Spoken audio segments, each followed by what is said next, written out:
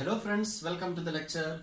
In this lecture we will see what is a Mohr circle, what are the uses of Mohr circle, what things we can interpret from a Mohr circle and how to draw a Mohr circle. These things we will see in this lecture. For explaining the Mohr circle, we can go through a problem. The stresses on two perpendicular planes. While reading the question, I will write the things that are given in the questions. The stresses on the two perpendicular planes through a point. So, this is the common point. So, let us consider one plane and another plane. Those are perpendicular to each other. They are 30 megapascal and 15 megapascal, both tensile. So, I can write here it is 30 megapascal and here in this plane what it is 15 megapascal. So this is a two-dimensional state. I can represent like this. So this 30 megapascal along the x-axis, tensile in nature, representing by this method. This is 15 megapascal. Sir, why you didn't took this 30 megapascal on this face? Because there's an assumption. We can assume anything. Here I took the assumption sigma x is greater than sigma y. So this is the x-axis and this is the y-axis. Along the y-axis, I assume that sigma y is there. So this is sigma y. This is sigma x. Along the x-axis, I can find the value for the normal stress sigma x. This is just an assumption. Sigma x is greater than sigma y. Okay, fine. Both the tensile with a shear stress of 25 megapascal. Shear is also there. So I need to represent the shear on these two faces. Let's consider the shear on this face, on this x face where sigma x is acting. So this shear is in the downward direction. This shear will flow like this, like this, like this. It will reach here. On this x face also, I have drawn this shear. So this is tau. And this is also tau. What is the value given? Tau is equal to 25 megapascal. Tau is equal to 25 megapascal. We know one thing. For every actual shear, there will be a complementary shear to balance that. Otherwise, the body will start rotating. So, for stop the rotating and to bring the body in equilibrium, we know that there is a complementary shear. So, this is in clockwise direction. So, the complementary shear should be in anti-clockwise direction. So, in this phase, the shear will be in the anti-clockwise direction. Here tau is equal to 25 megapascal. That's the complementary shear. Here in the anti-clockwise direction, it is rotating coming to this phase. This is 25 megapascal. Like this, we can demonstrate or illustrate this stresses in 2D. Find the normal stress and tangential stress and the resultant stress, normal stress, tangential stress and their resultant at an angle 30 degree clockwise, counterclockwise with the phase on which 30 megapascal act.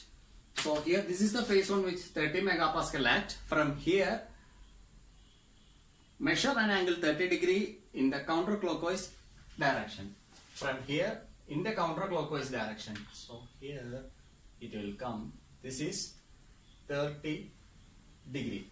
This angle is 90 degree. The two planes are separated by an angle of 90 degree. Here there is another plane at a 30 degree. Here we need to find out the value for sigma n. Here we need to find out the sigma t, that is the tangential stress. For this normal and this tangential, there will be a resultant on this plane. Here sigma r also we need to find out for this plane. And the angle on which this resultant act is the phi. This phi also we need to find. Angle on which a resultant is acting, sigma t we need to find out, the tangential stress, sigma n is the normal stress. All those things we need to find out for the first time. This is the first question. Go to the principal stresses and we can find the directions. Later we can find the planes of maximum shear stress and the direction of those planes. That also we can find out. Then the normal stress and the maximum shear stress acting on the shear plane. So these four things we need to find out. So I will tell you one thing. After understanding this question, you will be able to solve every questions from the topic Mohr circle. So this problem is a big shot. In the university examination, normally this thing is asking repeatedly principal stresses and its direction. This thing is also important. This is also important. So we will first find out the normal stress, tangential stress and the resultant stress at an angle 30 degree in the counterclockwise direction. For that we need to draw the Mohr circle first.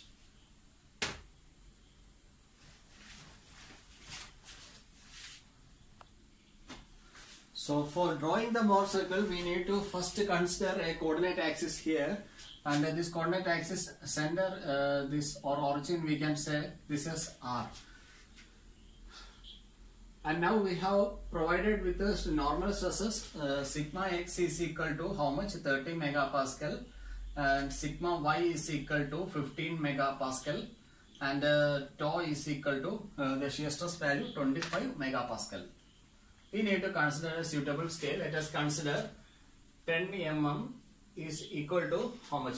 Or we can say measurement 1 centimeter. First 1 centimeter is equal to 5 megapascal. 1 centimeter means how much? 10 mm. 10 mm is equal to 5 megapascal. So this is our scale. 1 mm. For ease of calculation, 1 mm is equal to 5 divided by 10. That is equal to 0.5 megapascal. Let it be there. So this is our scale. So first of all, select a suitable scale. Sigma x is equal to 30. Now we have sigma x is equal to 30 megapascal. We chose 1 centimeter. 1 centimeter is equal to 5 megapascal. Consider this as 1 centimeter each. 1, 2, 3, 4, 5, 6. Now for getting 30 megapascal, multiply with 6. Therefore 6 centimeter indicates 30 megapascal. So I can write this 6 centimeter or 60 mm. Here 15 megapascal. So for getting the 15, I should multiply this with 3. 3 centimeter is equal to 15 megapascal. So here I got another point. Here one point and here another point. Now for tau, this is equal to 3 centimeter or 30 mm. I can write. Now tau is equal to 25 mm, 25 megapascal. For getting 25, I should multiply this with 5. Therefore 5 centimeter is equal to 25 megapascal, and that is equal to 5 centimeter or 50 mm. So this is how we can make this into a scale. Now let us draw these points. Sigma x. So where we will draw this? This axis, x-axis. On this x-axis only normal stresses will be present. So sigma x and the sigma y will be present on this x-axis. On the y-axis, the shear stress values will be present on the y-axis. Okay. Here, observe one thing. This is the sigma x phase and this is the sigma y phase, and they are separated by 90 degree. But in the Mohr circle, I am taking this along the same axis, sigma x and sigma y. So here there is a difference of 90 degree between the sigma x plane and the sigma y plane. Here sigma x plane and the sigma y plane are lying horizontally at an angle 180 degree. So 90 degree is converted into 180 degree. One more time. Here these planes, sigma x plane and the sigma y plane, they are separated by 90 degree. Here sigma x and sigma y plane are lying in the same plane, so the angle between them is 180 degree. Now sigma x here, let this point is M. Sigma y, that is equal to 3 centimeter. Here it is coming, this point is N. From this point R, every measurements are taken in the right hand side, because it is said that the stresses are tensile in nature. If one stress, let's consider sigma, if sigma y is compressive in nature, we should measure sigma y here. That is the difference. Here both are tensile, so we are measuring here on the right hand side.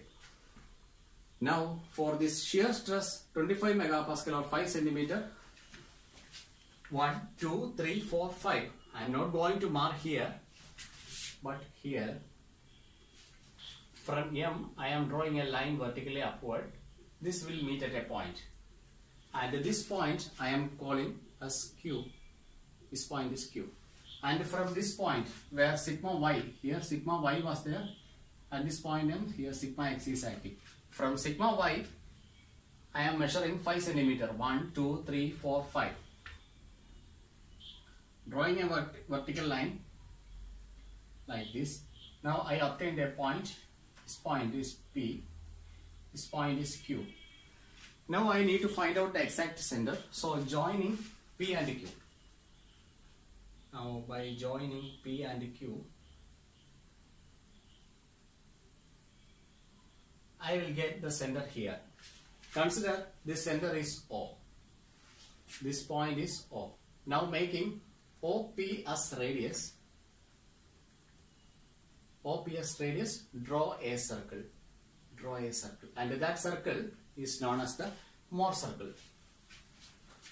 Okay, before going to Mohr circle, you should understand one thing. Why I took a vertical line from M to P vertically upwards.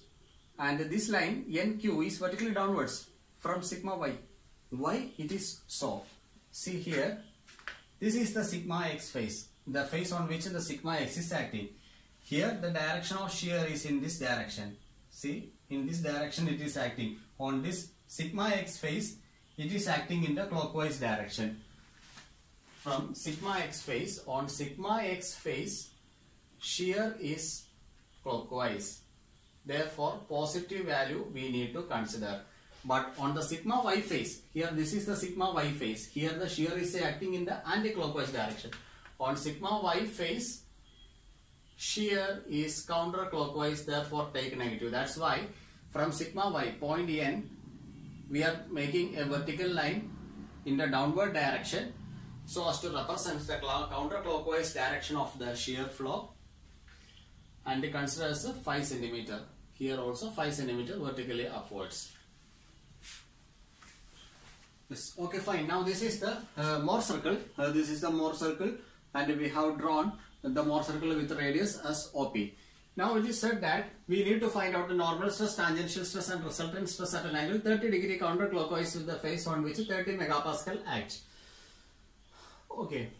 So I have drawn it here. This is the face of 30 megapascal, 30 degree counterclockwise. Fine.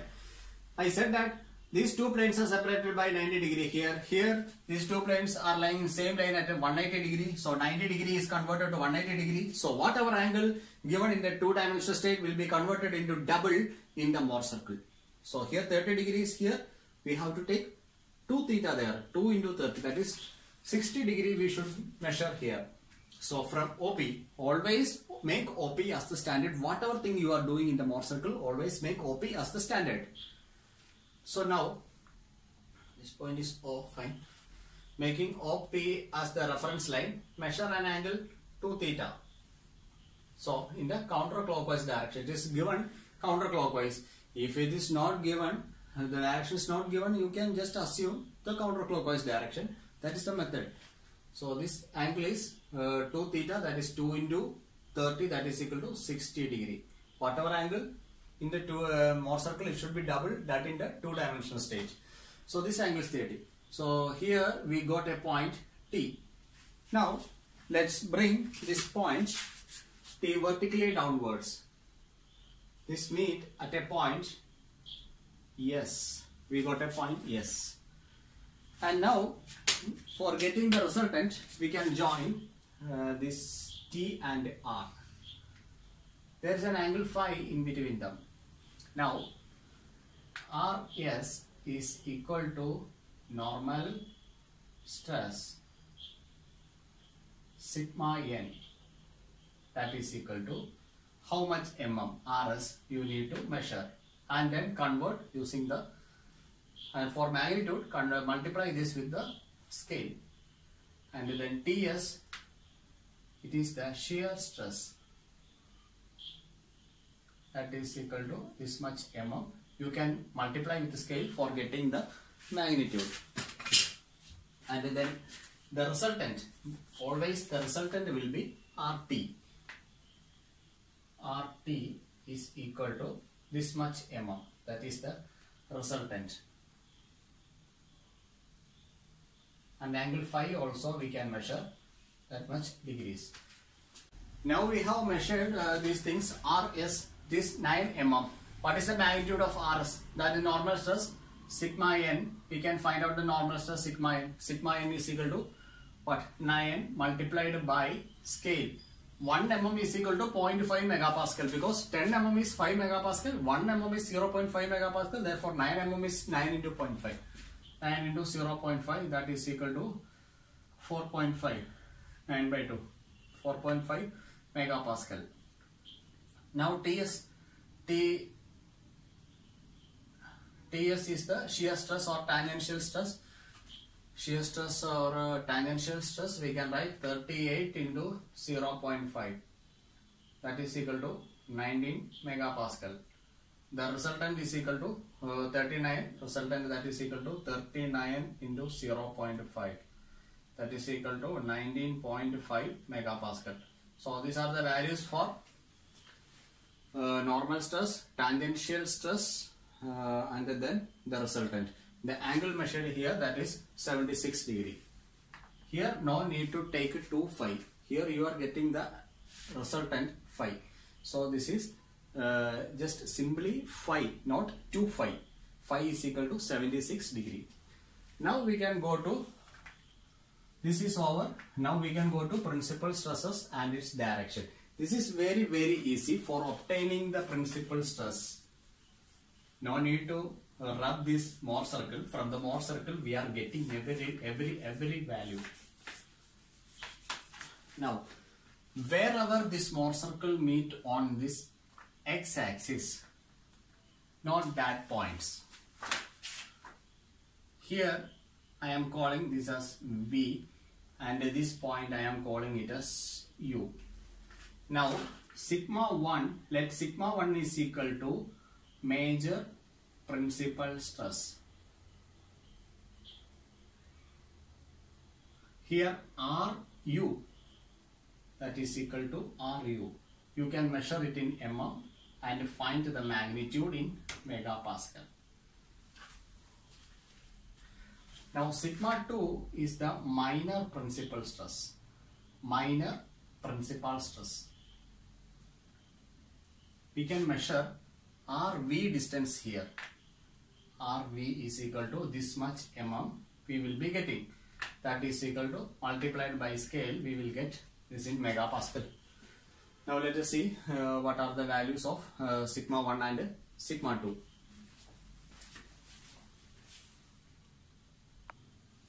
Okay, after measuring I got sigma 1 is equal to 98 mm and sigma 2 is equal to 7 mm. Multiply, for getting the magnitude we will multiply it with the scale. 98, 1 mm is 0.5, therefore 98 mm is equal to 98 into 0.5, that is equal to 49 megapascal sigma 1 value, and RV is equal to 7 into 0.5, 7 that is equal to 3.5 megapascal. Here this RV is measured to the left of the y-axis. So this is negative. So this is minus 3.5 megapascal. Okay, that is finished. Now we need to find out the direction of the principal plane. For getting the direction, make OP as the reference. Always OP as the reference and measure in the counterclockwise direction. So measuring in the counterclockwise direction. I will just rub all these things. These things are not necessary here.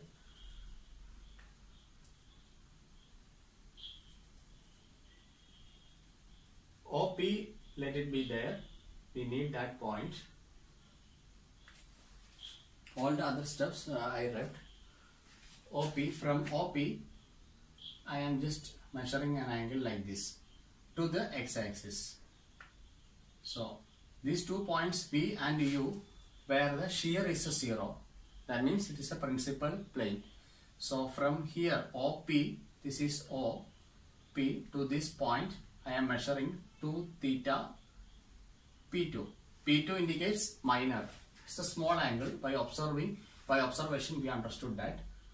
And from OP I measure this angle also. Here major principal plane is coming. So RU is the major principal stress value. So I measured from OP like this.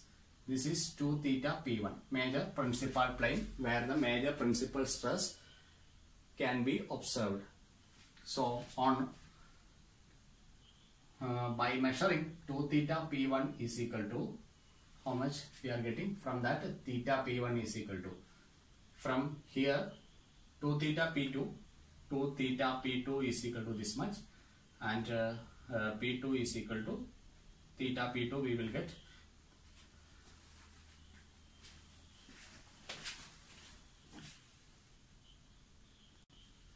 by measuring we will get 2 theta P1 is equal to 106, and this is theta P1 53 degree counterclockwise from OP. We need to mention it in the answer sheet that we measured this angle in the counterclockwise sense. Now 2 theta P2 is 286 degree, and that we will obtain it as 143 degree. Now just measure the difference between theta P2 and theta P1. So 143 minus 53, we will get 90 degree. That means that the principal planes are separated by an angle 90 degree. The principal planes as well as the shear planes always they will be separated by an angle of 90 degree. And this is how we can find out the principal stresses and its direction. This is very, very important. So if in the question it is asked to find out the principal stress and direction, no need to find out the normal stress, tangential stress and the resultant stress. No need to find out all those things. For finding the normal stress and tangential stress and resultant stress, they will give another angle like this 30 degree at a particular plane. So this stuff may not be given in the question. These two questions will be asked separately for 10 marks. So in the last university examination for finding the principal stresses and direction, there was a question, and in another question paper I have noticed that there is a separate question for finding the normal stress and tangential stress at a particular angle.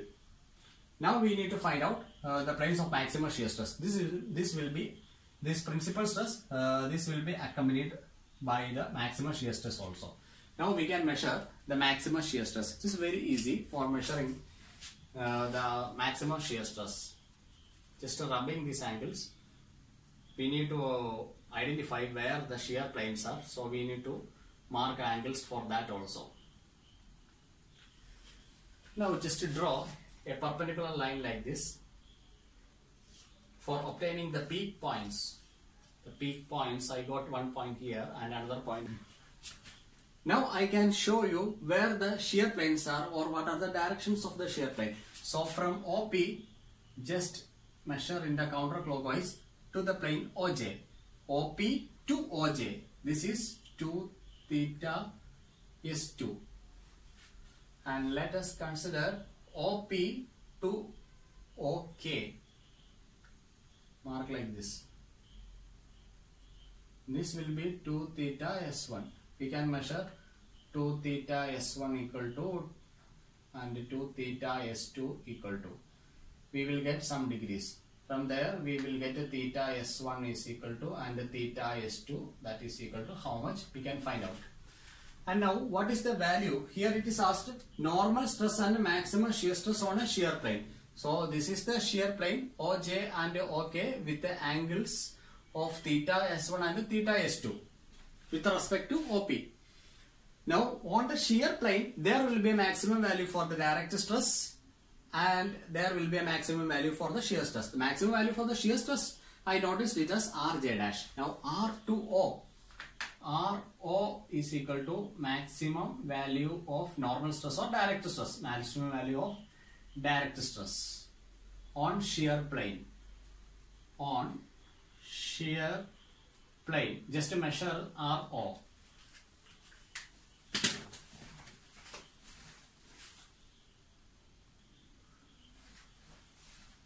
Now we measured all the angles and the distance Rj dash and RO. RO gives a maximum value of direct stress on the shear plane, that is 46 mm. Getting the magnitude by multiplying with the scale 46 into 0.5 because 1 mm is 0.5, therefore 46 mm is equal to this much, that is 23 megapascal. This is the maximum value. This is the maximum value of the direct stress on the shear plane, and Rj dash 22 max, that is equal to 52 mm. This is 26 megapascal we will be getting. and theta S1 is equal to this is 98 degree and theta S2 is equal to 80 degree. So just to make a subtraction here, theta S1 minus theta S2, 98 minus 80 degree, 90 degree. That means that the shear planes are also separated by an angle of 90 degree. So the principal planes as well as the shear planes, they will be separated by an angle of 90 degree always. And now we have solved all these things. Planes of maximum shear stress noticed as theta S1 and theta S2. That is theta S1 and theta S2 we noticed. Normal stress and maximum shear stress, that is direct stress sigma D, normal stress and tau max we measured. Principal stresses sigma 1 and sigma 2 were measured, theta P1 and theta P2 also we measured. While measuring, we should say that these are measured in the counterclockwise sense with respect to OP. This also we need to mention there. So these are the 3 questions that can be asked. These 2, 3 and 4 can be coupled. This can be coupled and asked for 10 marks. This alone can be asked for 7 marks. Okay, this is how we can solve for Mohr circle. In the coming classes, we can solve simple problems. This is the biggest shot, and if you understand this very well. Fine, now we have direct stress or normal stress on the shear plane sigma D, tau max, maximum shear stress on the shear plane. We can check it analytically also. After getting sigma 1 and sigma 2, we can find out sigma D and tau max analytically by using the formula tau max is equal to sigma 1 minus sigma 2 by 2. And sigma D or normal stress, direct stress is equal to sigma 1 plus sigma 2 by 2. Here we got sigma 2 was negative. RV we measured in the left side direction from the y axis. So here in our question it is sigma 2 is negative. Therefore sigma 1 plus sigma 2 by 2 it is tau max, and here sigma 1 minus sigma 2 by 2 that will be sigma D. By calculation you will be getting some value in megapascal that will be approximately equal to what we have obtained from this graphical method. So likewise we can make a cross check here. Always remember tau max is equal to sigma 1 minus sigma 2 by 2. Here our sigma 2 is negative, that's why we made sigma 1 plus sigma 2 by 2. Here sigma 1 minus sigma by 2. That is the change. Actual equation is this one. If it we can make a check by this analytical method also, comparing with the graphical method. Okay. In the coming classes we can solve more problems from the Mohr circle. Thank you.